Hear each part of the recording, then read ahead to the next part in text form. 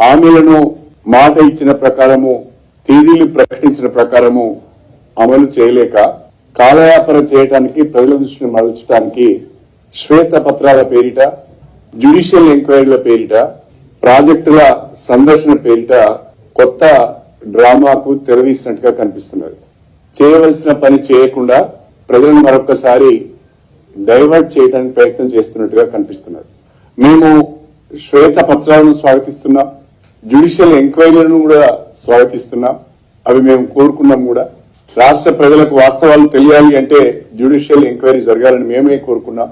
ఈరోజు కాళేశ్వరం ప్రాజెక్టుకు వెళ్లి వారే కొన్ని వాస్తవాలు ప్రజలకు తెలియజేశారు. అందుకు కూడా వారికి ధన్యవాదాలు. అందులో మొట్టమొదటిది కాళేశ్వరం ప్రాజెక్టు పైన 1,00,000 కోట్ల రూపాయల అవినీతి జరిగింది అని సాక్షాత్తు రాహుల్ గాంధీ గారే అనేక బహిరంగ సభలలో చెప్పడం జరిగింది. ప్రస్తుత ముఖ్యమంత్రి గారు కూడా 1,00,000 కోట్ల అవినీతి జరిగిందని చెప్పడం జరిగింది. కాంగ్రెస్ పార్టీ నాయకులు కూడా అనేక మంది 1,00,000 కోట్ల అవినీతి కాళేశ్వరంలో జరిగింది అని చెప్పారు. కానీ ఈరోజు అధికారులు ఇచ్చిన పవర్ పాయింట్ ప్రజెంటేషన్ లో ఇప్పటి వరకు 93,000 కోట్లు మాత్రమే కాళేశ్వరం ప్రాజెక్టు పైన ఖర్చు జరిగింది అని రాష్ట్ర ప్రభుత్వమే ఒప్పుకోవడం జరిగింది. 93,000 కోట్లు మాత్రమే కాళేశ్వరం ప్రాజెక్టు పైన ఖర్చు పెడితే 1,00,000 కోట్ల అవినీతి ఏ రకంగా జరిగిందో కాంగ్రెస్ ప్రభుత్వం రాష్ట్ర ప్రజలకు సమాధానం చెప్పాలి. రెండవది 1,00,000 కోట్ల రూపాయలు ఖర్చు పెట్టారు కాళేశ్వరం ప్రాజెక్టు పైన, 1 ఎకరాన్ని కూడా సాగునీరు ఇవ్వలేకపోయారని చెప్పారు. కానీ ఈ రోజు అధికారులు ఇచ్చిన పవర్ పాయింట్ ప్రజెంటేషన్ లో కాళేశ్వరం ప్రాజెక్టు ద్వారా నేరుగా 98,000 కొత్త ఆయకట్టుకు నీరిచ్చామని చెప్పి వాళ్ళే ఒప్పుకున్నారు. ఒకవైపు శ్రీరామ్ సాగర్ ప్రాజెక్టు మొదటి దశ, రెండవ దశ లోయర్ మానేర్ డ్యామ్ కు దిగువన నల్గొండ జిల్లాలోని తుంగతుర్తి, సూర్యాపేట, కోదాడ వరకు కూడా కలుపుకొని 15 లక్షల ఎకరాల వరకు స్టెబిలైజేషన్ జరిగింది. కొత్తగా 98,000 ఎకరాలకు సాగునీరు వచ్చింది అని చెప్పి రాష్ట్ర ప్రభుత్వమే ఇవాళ పవర్ పాయింట్ ప్రజెంటేషన్ లో చెప్పడం జరిగింది. అంటే నిన్నటి వరకు కాంగ్రెస్ పార్టీ వాళ్ళు గత బీఆర్ఎస్ ప్రభుత్వం పైన చేసిన ఆరోపణలన్నీ కూడా కాళేశ్వరం విషయంలో అవాస్తవమని తేలింది. 1 ఎకరానికి సాగునీరు అందలేదని, 1,00,000 కోట్ల అవినీతి జరిగింది అని ఎన్నికల సమయంలో ఏదైతే ప్రజల్లోకి బలంగా తీసుకువెళ్లే ప్రయత్నం చేసి సఫలీకృతమయ్యారో అది అవాస్తవం అనేది ఈ రోజు వారి మాటల్లోనే, వారి పవర్ పాయింట్ ప్రజెంటేషన్ లోనే చాలా స్పష్టంగా తెలియవచ్చింది. ఇవాళ భారీ నీటిపారుదల శాఖ మంత్రి గారు ఒక మాట చెప్పారు.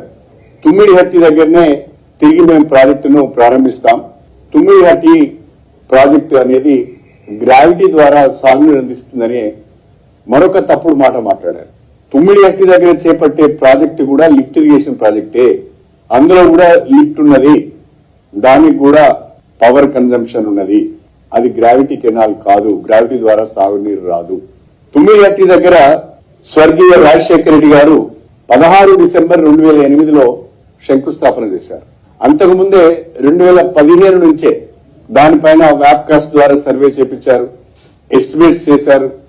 కేంద్ర జలవనరుల సంఘానికి ప్రతిపాదన కూడా పంపించారు. కేంద్ర జలవనరుల సంఘం చాలా స్పష్టంగా చెప్పింది, మీరు అనుకున్నట్టుగా 160 టీఎంసీల నీటి లభ్యత తమిళనాటి దగ్గర లేదు. ఎగువ రాష్ట్రాలు వాడుకుంటే మీకు 100 టీఎంసీలు కూడా దొరకవు. అక్కడ మీరు ప్రతిపాదించిన ప్రాజెక్టు సక్సెస్ కాదు, వాటర్ అవైలబిలిటీ లేదు అని చెప్పి కేంద్ర జలవనరుల సంఘం రాష్ట్ర ప్రభుత్వానికి లేఖ ద్వారా చాలా స్పష్టంగా 2015లోనే తెలియజేయడం జరిగింది.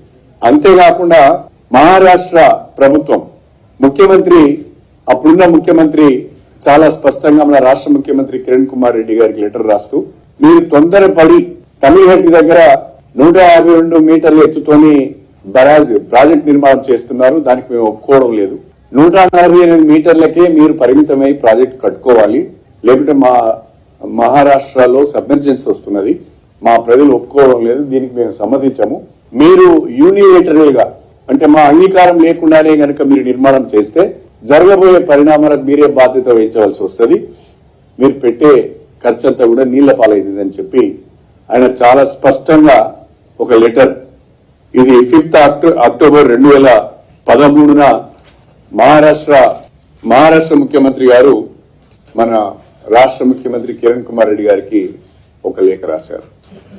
అదేవిధంగా సెంట్రల్ వాటర్ కమిషన్ ఇదైతే సెంట్రల్ వాటర్ కమిషన్ కూడా మనకు ఒక లెటర్ రాసింది, సిడబ్ల్యూసి డేటెడ్ అగైన్, ఇది కూడా 2008లోనే. వీళ్ళు కూడా చాలా స్పష్టంగా చెప్పారు, వాటర్ అవైలబిలిటీ లేదు, మీరు స్టోరేజ్ రిజర్వాయర్లు కూడా పెంచుకోవాల్సిన అవసరం ఉన్నది, మరి ఆ రకంగా మీ ప్రతిపాదన లేదు, ఇది మేము వాటర్ అవైలబిలిటీ లేనప్పుడు దీన్ని అంగీకరించే అవకాశం లేదు అని చెప్పి వాళ్ళు కూడా చాలా స్పష్టంగా సిడబ్ల్యూసి కూడా చెప్పింది. అంటే కేంద్ర జలవనరుల సంఘం తమిళహట్టి దగ్గర మీరు అనుకున్నట్టుగా 160 టీఎంసీల వాటర్ అవైలబిలిటీ ఉండడం లేదు, కాబట్టి అక్కడ ప్రాజెక్టు కట్టుకోవడం వల్ల లాభం లేదు అని చాలా స్పష్టంగా చెప్పారు. మహారాష్ట్ర ప్రభుత్వం 152 మీటర్ల ఎత్తుతో మీరు ప్రాజెక్టు కనుక కట్టినట్లయితే దానికి మేము సమ్మతించడం లేదు, దానికి పూర్తి బాధ్యత మీరే వహించాలని చెప్పి మనకు లేఖ రాసింది. అయినా కూడా డిసెంబర్ 16, 2008లో అప్పటి ముఖ్యమంత్రి రాజశేఖర రెడ్డి గారు దీనికి ఫౌండేషన్ వేశారు. 2008 నుంచి జూన్ 2014 వరకు కాంగ్రెస్ పార్టీ అప్పటి ఆంధ్రప్రదేశ్ లో అధికారంలో ఉన్నది. నేను అడుగుతున్నా, ప్రస్తుతం ఉన్న కాంగ్రెస్ పార్టీ నాయకులు ఆనాడు కూడా ఉన్నారు మంత్రులుగా, ఈనాడు మంత్రులుగా ఉన్న వాళ్ళు కొంతమంది ఆనాడు కూడా మంత్రులుగా ఉన్నారు. 2008 నుంచి 2014 వరకు కేంద్రంలో కాంగ్రెస్ పార్టీ అధికారంలో ఉన్నది, మహారాష్ట్రలో కాంగ్రెస్ పార్టీ అధికారంలో ఉన్నది, ఉమ్మడి ఆంధ్రప్రదేశ్ లో కూడా కాంగ్రెస్ పార్టీ అధికారంలో ఉన్నది. కేంద్రంలో 2 రాష్ట్రాల్లో అధికారంలో ఉన్న మీరు మహారాష్ట్రతోని ఒప్పందం చేసుకోలేకపోయారు, కేంద్ర జలవనరుల సంఘం నుంచి అనుమతి తెచ్చుకోలేకపోయారు. అది మీ వైఫల్యం కాదా అని నేను అడుగుతున్నా.